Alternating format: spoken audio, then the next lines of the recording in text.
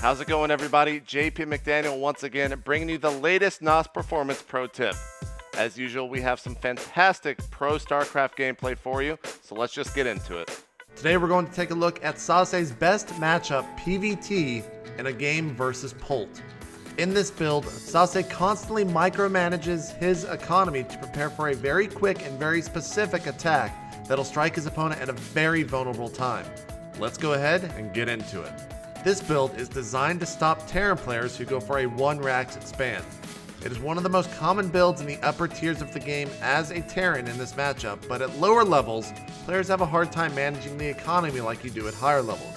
If you find yourself doing this build and having little success, wait until you hit Diamond and Masters level play before trying it out. Now, as usual, produce probes up to 9 supply, then drop your first pylon. You can build it closer to your Nexus rather than at the ramp if you know your opponent is Terran. At 13 supply, when your probe pops out of the Nexus, go ahead and start your gateway. Add on your gas at 15 and another pylon. Continue to chrono boost probes.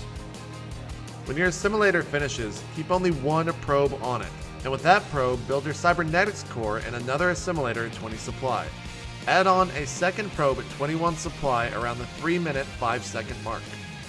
Also, remember to start your zealot as your gateway finishes and build a second one when the first one completes. When your cybernetics core finishes, start warp gate research and chrono boost it.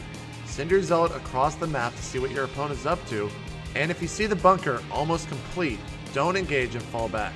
When your second zealot finishes, start a sentry and send a probe to your natural to make a nexus. The sentry is a low mineral, high gas unit, so it makes sense to expand here when you have more minerals. At 27 supply, add on 2 more gates at home for a total of 3 and start another sentry when the first one finishes. At this point, you should have a probe out in the map that can create a forward pylon. Start your first stalker when the second sentry finishes and move up. Your first warp in should be a stalker and a sentry, and you should move forward with the stalker to scout what your opponent is doing.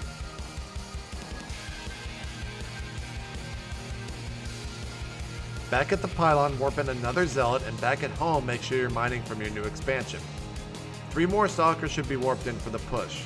The army should consist of 3 zealots, 5 stalkers, and 3 sentries with ample energy since you made them early on in the game. When you rush up the ramp, drop force fields to deny SCVs the repair and also to trap marines.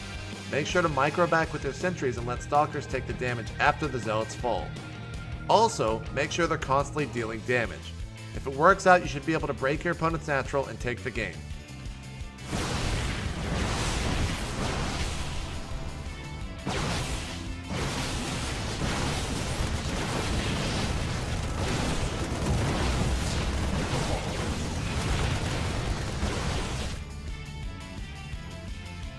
Three key things to remember.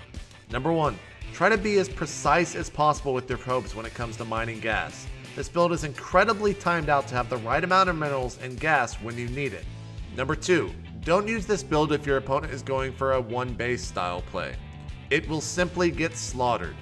Number 3, when engaging your opponent's ramp, make sure your zealots go in first with the stalkers in the midfield and the sentries right behind them dropping force fields.